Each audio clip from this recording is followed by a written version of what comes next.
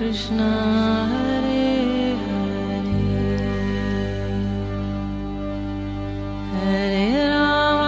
हरे राम राम राम हरे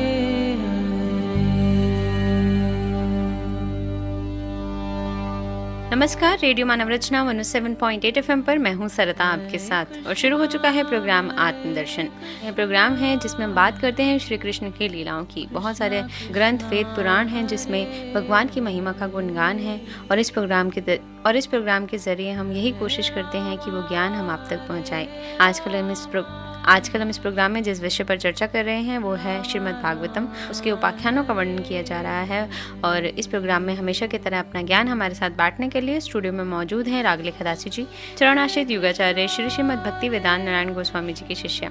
रागलेखा दासी जी, आपका स्वागत है हमारे स्टूडियो में। हरे कृष्ण। रागलेखा दासी जी, हम जान रहे हैं बहुत कुछ उपाख्यानों के बारे में श्रीमद् भागवतम से। पिछले एपिसोड में भी हमने प्रहलाद जी की कथा जानी, बहुत ही खूबसूरत कथा। जो भगवान के भक्त होते हैं वो हमेशा भगवान को प्रिय होते हैं, ये सब हम जानते हैं इन ग्रंथों में, पुराणों में। और आज भी हम इसी तरह से एक उपाख्यान के विषय में बात करेंगे जो है गजेंद्र मोक्ष। क्या है ये गजेंद्र मोक्ष, क्या कथा है? रागलेखा दासी जी हमारे सभी श्रोताओं को बताएं। जी, सुखदेव जी परीक्षित महाराज को कथा सुना रहे हैं कि क्षीर सागर में त्रिकुट नाम का एक सुंदर श्रेष्ठ पर्वत था। वह 10,000 योजन ऊंचा था। उसकी लंबाई चौड़ाई भी चारों ओर इतनी ही थी। इसमें चांदी, लोहे, सोने के 3 शिखर थे और इसकी छटा से समुद्र, दिशाएं और आकाश जगमगाते रहते थे। तो उस पर्वत की तलहटी में बहुत सी नदियां और सरोवर थे जिनका जल बड़ा निर्मल था। तो त्रिकूट की तराई में भगवत प्रेमी महात्मा भगवान वरुण का एक बड़ा सा उद्यान था। उसका नाम था ऋतुमान। उसमें देवांगनाएं क्रीड़ा करती थी। उस पर्वत के घोर जंगल में बहुत सी हथनियों के साथ एक गजेंद्र निवास करता था। वह बड़े बड़े शक्तिशाली हाथियों का सरदार था।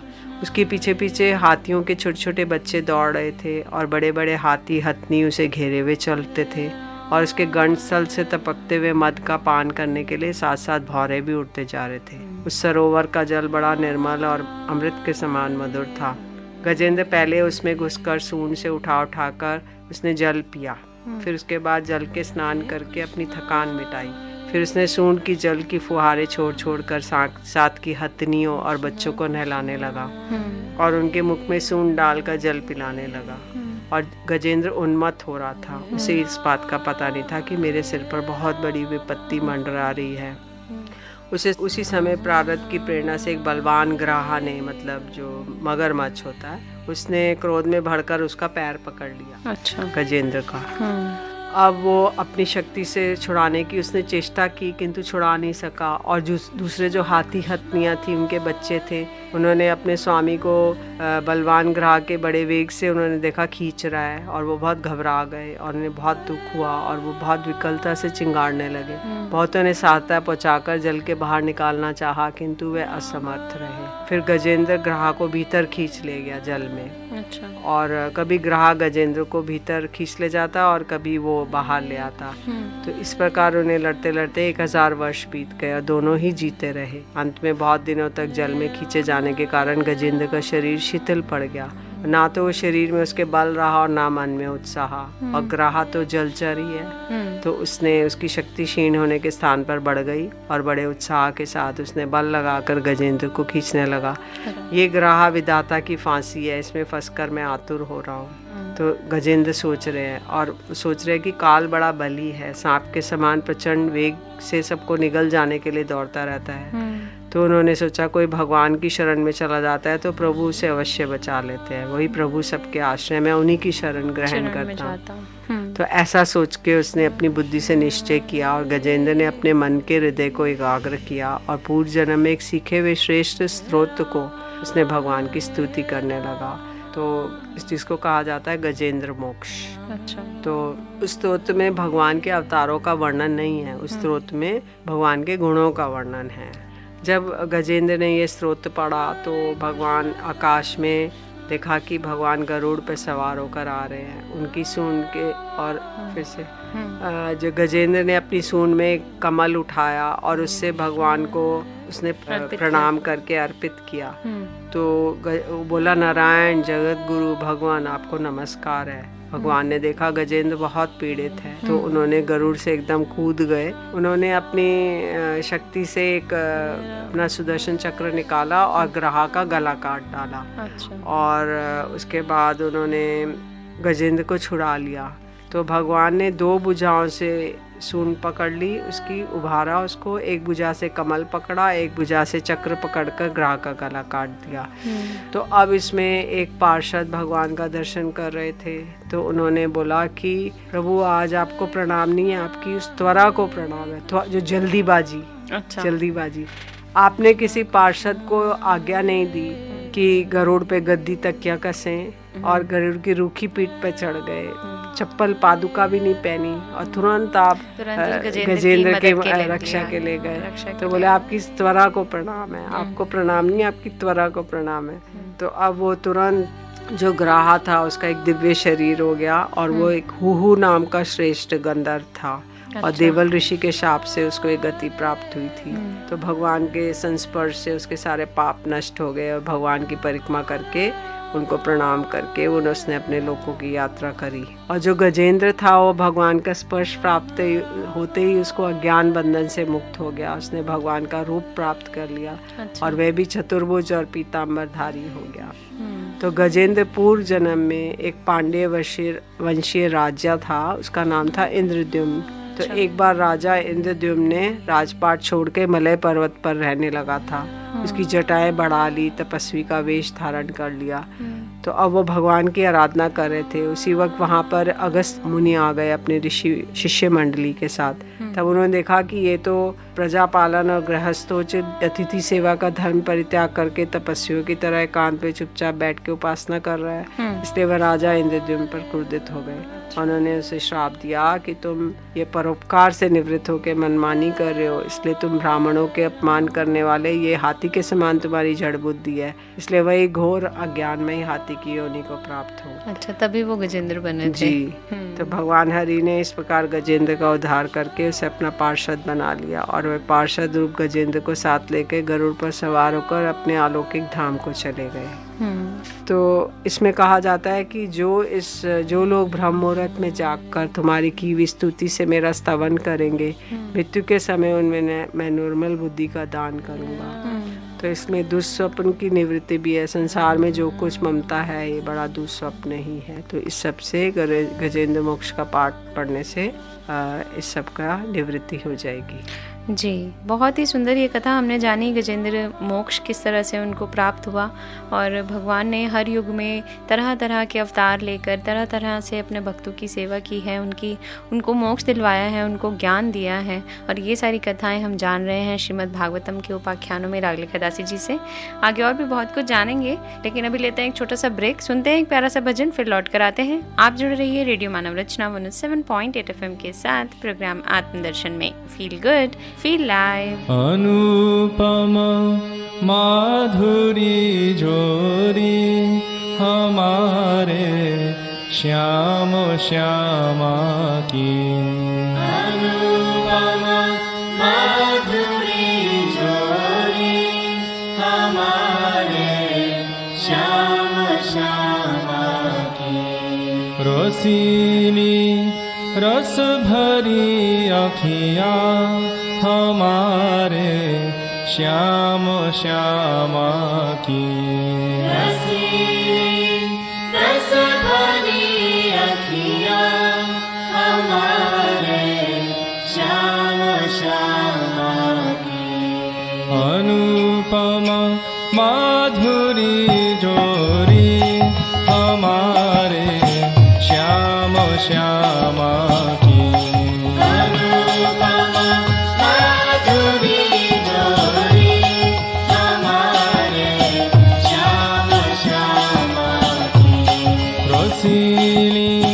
रस भरी अखियाँ हमारे श्याम श्यामा की, रस भरी अखियाँ हमारे श्याम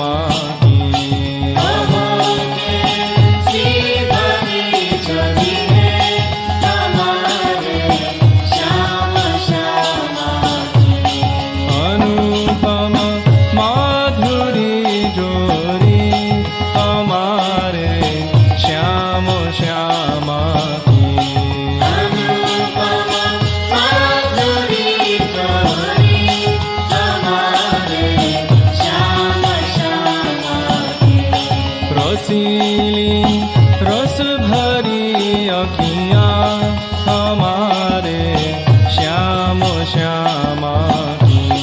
रसीली रस भरी अखियाँ हमारे श्याम श्यामा की। परस्पर मिल के जब बिहरे श्री वृंदावन की कुंजन में। परस्पर मिल के जब बिहरे श्री वृंदावन की कुंजन में। परस्पर मिल के जब बिहरे श्री वृंदावन की कुंजन में।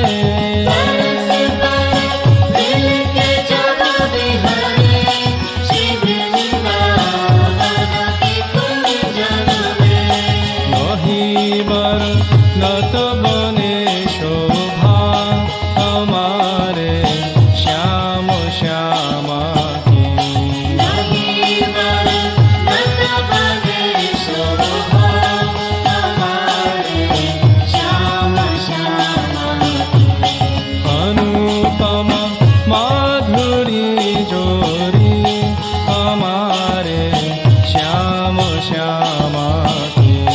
अनुपम माधुरी जोरी हमारे श्याम श्यामा की। रसीली रस भरी अखियाँ हमारे श्याम श्यामा की। रसीली रस भरी अखियाँ हमारे श्याम श्यामा की। नहीं कुछ लाल साधन की, नहीं निर्वाण की इच्छा। नहीं कुछ लाल साधन की, नहीं निर्वाण की इच्छा। नहीं कुछ लाल साधन की, नहीं निर्वाण की इच्छा। नहीं कुछ लाल साधन की, नहीं निर्वाण की इच्छा। सखी श्यामा को दो दर्शन, दया हो श्याम श्यामा की। सखी श्यामा को दो दर्शन, दया हो श्याम श्यामा की। अनुपम माधुरी जोरी हमारे श्याम श्यामा की। अनुपम माधुरी जोरी हमारे श्याम श्यामा की। रसीली रस भरी अखियाँ हमारे श्याम श्यामा की। रसीली रस भरी अखियाँ हमारे श्याम श्यामा की। रसीली रस भरी अखियाँ हमारे श्याम श्यामा की। रसीली रस भरी अखियाँ हमारे श्याम श्यामा की। हमारे श्याम श्यामा की। हमारे श्याम श्यामा की। हमारे श्याम श्यामा की। हमारे श्याम श्यामा की। Hare Krishna, Hare Krishna, Krishna Krishna, Hare Hare, Hare Rama, Hare Rama,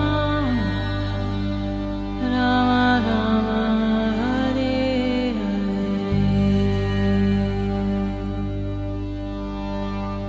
स्वागत है आप सभी का एक बार फिर रेडियो मानव रचना 107.8 FM पर। मैं हूं सरता आपके साथ। प्रोग्राम चल रहा है आत्मदर्शन। रागले खदासी जी हमारे साथ स्टूडियो में हैं और अभी हमने उनसे जानी गजेंद्र मोक्ष की कथा। बहुत कुछ रागले खदासी जी हमें बता रही हैं श्रीमद् भागवतम के उपाख्यानों के बारे में और गजेंद्र को किस तरह से मोक्ष प्राप्त हुआ ये कथा हमने जानी। तो अब आगे इस कड़ी में हम क्या जानने वाले हैं रागले खदासी जी? कौन सा उपाख्यान, कौन सी कहानी आप सुनाने वाली हैं अब हमें? अब हम समुद्र मंथन की चर्चा करेंगे जो श्रीमद् भागवतम में अष्टम स्कंद में है, चैप्टर 15 में। तो इसमें बता रहे कि एक समय की बात है कि असुरों ने अपने तीखे शस्त्रों से देवताओं को पराजित कर दिया। तो दुर्वासा जी के श्राप से इंद्र भी श्रीहीन हो गए। जब वे सब के सब सुमेरु के शिखर पर स्थित ब्रह्मा जी की सभा में गए तो इसमें ऐसा वर्णन आता है कि दुर्वासा जी बैकुंठ लोक से आ रहे थे और मार्ग में ऐरावत पर चढ़े देवराज इंद्र मिले जी। तो उन्होंने दुर्वासा जी ने भगवान की प्रसादी माला दी, पर इंद्र ने अपने ऐश्वर्य के मद से उसका आदर नहीं किया और ऐरावत के मस्तक पर डाल दी। ऐरावत ने उसे सूंड में लेके पैरों पर कुचल दिया। इससे दुर्वासा जी ने क्रोधित होकर शाप दिया कि तू तीनों लोकों से सहित श्रीहीन हो जाएगा। अच्छा। तो ब्रह्मा जी देवताओं को साथ लेके भगवान अजीत के निज धाम बैकुंठ में गए। भगवान हरि इस प्रकार उनकी स्तुति जब उन्होंने की तो भगवान प्रकट हो गए। भगवान ने देवताओं को कहा कि तुम लोग मेरी एक सलाह सुनो, मैं तुम्हारे कल्याण का उपाय बताता हूँ। इस समय असुरों का काल की कृपा है, इसलिए तुम्हारे उन्नति का जब तक समय नहीं आ जाता तब तक तुम दैत्य और दानव संधि कर लो। और क्योंकि देवताओं जब कोई बड़ा कार्य करना हो तो शत्रु से भी मेल मिलाप कर लेना चाहिए और ये ऐसा काम बन जाने के बाद उनके साथ सांप और चूहे वाला वर्ताव कर सकते हो। तो इसके लिए एक कहानी बताते हैं कि एक मदारी की पिटारी में एक सांप तो पहले से ही था, संयोगवश एक चूहा भी घुस आया। तो चूहे के भयभीत होने पर सांप ने उसे प्रेम से समझाया, तुम पिटारी में छेद कर दो, फिर हम दोनों भाग निकलेंगे। तो पहले तो सांप की इस बात पे चूहे को विश्वास नहीं हुआ, परंतु पीछे उसने पिटारी में छेद कर दिया। इस पर काम बन जाने पर सांप चूहे को निकल गया और पिटारी से निकल भागा। तो इसलिए भगवान ने भी देवताओं को कहा कि तुम दानवों से असुरों से संधि कर लो, तब तुम्हारा काम बन जाएगा। तो तुम लोग है ना समुद्र का मंथन करो और अमृत निकालने का प्रयास करो। उसे पी लेने से तुम्हारा मरने वाला प्राणी भी अमर हो जाता है जी। तो क्षीर सागर में सब प्रकार के घास, तिनके, लताएं, औषधियाँ डाल दो और फिर मंदराचल की मथानी बनाओ। वासुकी नाग का नेति बनाकर मेरी सहायता से समुद्र का मंथन करो। दैत्यों को तो मिलेगा श्रम और क्लेश और तुम्हें मिलेगा फल। तो असुर लोग, तुम लोग जाओ, इसको स्वीकार करो, क्रोध मत करो और शांति से काम लो। तो देवता और असुरों ने आपस में संधि कर ली, मित्रता कर ली। उसके बाद उन्होंने अपनी शक्ति से मंदराचल को उखाड़ लिया और वो समुद्र तट की ओर ले जाने लगे, किंतु मंदराचल तो बहुत भारी था, वो तो नहीं ले जा पाए। तब उन्होंने रास्ते में पटक दिया। वो सोने का पर्वत था मंदराचल, इतना भारी था कि उसके गिरने से थोड़े देवता दानव चकनाचूर हो गए। भगवान वहाँ प्रकट हुए, उन्होंने अपनी अमृतमय दृष्टि से देवताओं को जीवित कर दिया और उसके बाद उन्होंने खेल खेल में एक हाथ से उस पर्वत को उठा के गरुड़ पर रख लिया और समुद्र तट पर गए और उन्होंने गरुड़ जी ने समुद्र के तट पर पर्वत को उतार दिया और भगवान के विदा करने पे गरुड़ जी भी वहाँ से चले गए। अच्छा। तो देवता और असुरों ने नागराज वासुकी को ये वचन देकर कि समुद्र मंथन से प्राप्त होने वाले अमृत में तुम्हारा भी हिस्सा रहेगा, उन्हें भी सम्मिलित कर लिया और उन लोगों ने वासुकी नाग को नेति के समान मंदराचल में लपेटकर भली भांति उद्यत हो बड़े उत्साह के साथ समुद्र मंथन प्रारंभ किया। पहले अजीत भगवान वासुकी ने मुख की ओर लग गए, जिससे देवता भी उधर ही आ गए। तो उनकी ये चेष्टा दैत्य सैनिकों को पसंद नहीं आई। तो उन्होंने कहा कि हम सांप की पूंछ पर पकड़ना तो बड़ा अशुभ है, तो हम उसे नहीं पकड़ेंगे, तो हम लोग तो मुख की ओर आएंगे। तो मुख से उनके विष निकल रहा था, ज्वाला आ रही थी, तो वो लोग एकदम हैरान हो गए। तो भगवान ने मुस्कुराकर उनका मुख छोड़ दिया और देवताओं ने उनकी पूंछ पकड़ ली और उन्होंने असुरों ने मुख पकड़ लिया। अब समुद्र मंथन होने लगा तो बड़े बड़े देवताओं के असुरों के पकड़े रहने पर भी मंदराचल समुद्र में डूबने लगा। तो भगवान ने एक बड़ा कच्छप अवतार धारण किया और जल में प्रवेश किया और उनके ऊपर मंदराचल पर्वत आ गया। अच्छा। तो भगवान का जो पीठ थी जम्बू द्वीप के समान 1 लाख योजन फैली हुई थी और उस पे मंदराचल धारण किया गया। तो अब वो भगवान की पीठ पे घूमने लगा मंदराचल पर्वत। तो भगवान को लग रहा था जैसे मान लो कोई पीठ खुजला रहा हो। तो अब असुरों में उन्होंने अपनी शक्ति डाली और असुर रूप में प्रवेश किया। देवताओं को उत्साहित करके उन्होंने देव रूप में प्रवेश किया। वासुकी नाग को निद्रा के रूप में प्रवेश किया और पर्वत के ऊपर सहस्त्र भाव भगवान ने अपने हाथों से उसे दबा दिया। इस प्रकार भगवान ने पर्वत को ऊपर उसको दबा रख दिया और नीचे से कच्छप रूप में देवता और असुरों के उसकी शक्ति के रूप में, पर्वत की दृढ़ता के रूप में और नेति बने हुए वासुकी नाग की निद्रा के रूप में, क्योंकि वो सोए रहेंगे तो उनको रिड़केंगे तो उनको कष्ट नहीं होगा। अब बड़े वेग से समुद्र मंथन होने लगा, मगर मछली सब जीव शुभ हो गए।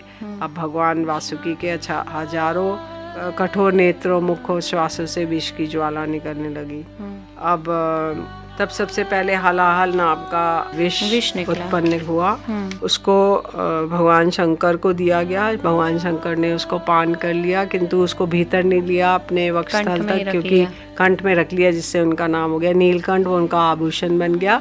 और उन्होंने, क्योंकि उनके हृदय में तो उनके इष्ट देव हैं, इसलिए उन्होंने अंदर नहीं लिया। तो थोड़ा सा जब वो विष पान कर रहे थे, थोड़ा सा विष टपक पड़ा, जिससे बिच्छू, सांप, बिछैले जीवों ने उसको औषधि रूप में ग्रहण कर लिया। अब उसके बाद निकला कामधेनु गाय जो ब्राह्मणों ने ली, उच्च श्रवा घोड़ा जो बलि महाराज ने लिया, और उसके बाद ऐरावत हाथी निकला जो इंद्र ने लिया, कुस्तु मणि निकली जो भगवान ने ली, कल्प वृक्ष निकला जो इंद्र ने लिया, लक्ष्मी देवी निकली वो भगवान ने ली। उसके बाद लक्ष्मी देवी ने भगवान को ग्रहण किया। वारुणी देवी निकली, वो दैत्यों ने ली। फिर अमृत का कलश आया जो सोने का कलश था, वो धन्वंतरी जी आए जो भगवान के अवतार हैं, और उन्होंने ग्रहण करके वो प्रकट हुए समुद्र से जी। जैसे ही धन्वंतरी जी प्रकट हुए तो दैत्यों ने उनसे वो कलश छीन लिया और उसके बाद वो भागने लगे। तो देवताओं तो बड़े निराश हो गए और वो भगवान की शरण में गए। तो भगवान ने कहा, देवताओं तुम लोग खेद मत करो, मैं अपनी माया से उन आपस में फूट डलाकर तुम्हारा काम बनाता हूँ। अब दैत्यों में तो झगड़ा हो गया, पहले तुम नहीं, पहले मैं पीऊँगा, पहले तुम नहीं, इस तरह से। तो उन्होंने दैत्यों का विरोध वो करने लगे, और कुछ जो दुर्बल थे और कलश छीनकर अपने हाथ में ले लिया, इसलिए उनमें तू मैं हो रही थी। तो भगवान ने एक बड़ा सुंदर मोहिनी रूप धारण किया।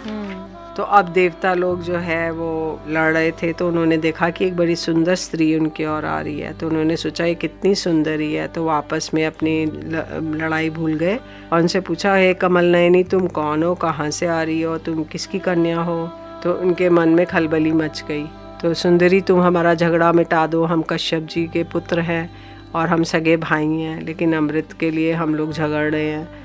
तो वो बोली, आप लोग तो कश्यप ऋषि के पुत्र हो, मैं तो उल्टा हूँ, तो आप मुझ पर कैसे न्याय का भार डाल रहे हैं। कुत्ते और व्यभिचारिणी स्त्री से मित्रता नहीं करनी चाहिए, दोनों सदा नया शिकार ढूंढते हैं। तो बोले, नहीं आप मोहिनी, हम तुम पे विश्वास करते हैं, तुम अमृत का कलश दे दो, ले लो, और जिसे उचित हो। तो मोहिनी ने कहा, जिससे जो भी उचित या अनुचित हो मैं करूँगी, तो तुम्हें स्वीकार है। तो बोले हाँ। तो सारे देवता जो असुर थे उन्होंने स्नान किया और नए नए वस्त्र धारण किए। भगवान ने सोचा कि ये असुर तो जन्म से ही क्रूर हैं, तो उन्होंने कहा असुरों और देवताओं की अलग अलग पंक्ति बना दी।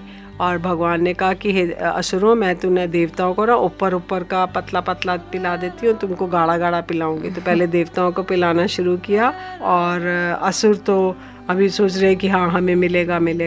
और बीच में एक असुर आके ना सूर्य और चंद्रमा के बीच में बैठ गया। अच्छा। तो इतने में सूर्य चंद्रमा ने कहा, मोहिनी ये तो असुर है, लेकिन वो उसको पिला चुके थे, तो उसका चक्र से गला काट दिया, तो वो बन गया राहु। अच्छा। क्योंकि अमृत पान कर लिया था। तो वो आकर पूर्णिमा और अमावस्या के दिन ग्रहण होता है। तो ग्रहण के रूप में वो, क्योंकि राहु था, उसको अपना द्वेष बदला लेने के लिए सूर्य और चंद्रमा पे ग्रहण लगा देता है। अच्छा। तो इसमें देवताओं और दैत्यों ने एक ही समय में, एक ही स्थान पर, एक ही प्रयोजन था, एक ही वस्तु के विचार के लिए कर्म किया, लेकिन फल में बड़ा भेद हो गया। देवताओं को तो परिश्रम का फल अमृत प्राप्त हुआ, और जो असुर थे उनको परिश्रम किया लेकिन अमृत से वंचित रहे। तो ऐसे मनुष्य अपने शरीर और पुत्र आदि के लिए जो कुछ करता है वह व्यर्थ होता है, और प्राण आदि वस्तुओं के द्वारा भगवान के लिए जो कुछ किया जाता है वह सफल हो जाता है। ऐसे ही भगवान के लिए कर्म करने के लिए वह सबके लिए हो जाता है। जी। तो ये समुद्र मंथन की कथा आप सभी ने वैसे तो सुनी होगी कि किस तरह से इतनी सारी वस्तुएं उसमें से निकली थी, और जो अमृत का पान हुआ वो भगवान विष्णु ने एक मोहिनी रूप धारण करके देवताओं को ही करवाया। और ये बहुत खूबसूरत सी कहानियाँ हैं जो हर युग में भगवान की लीलाओं का वर्णन करती हैं, और ये सब हम जान रहे हैं रागले खदासी जी से श्रीमद् भागवतम के उपाख्यानों के अंतर्गत। तो आज प्रोग्राम आत्मदर्शन में बस इतना ही। अगले एपिसोड में और भी बहुत कुछ जानेंगे, और उपाख्यानों के बारे में और कथाएं भी। लेकिन अभी के लिए रागले खदासी जी आपका बहुत बहुत शुक्रिया हमारे स्टूडियो में आने के लिए। हरे कृष्ण। तो अभी प्रोग्राम आत्मदर्शन से मुझे दीजिए इजाजत, और सुनते रहिए रेडियो मानव रचना 107.8 FM पर आने वाले और भी प्रोग्राम्स को। Feel good, feel live.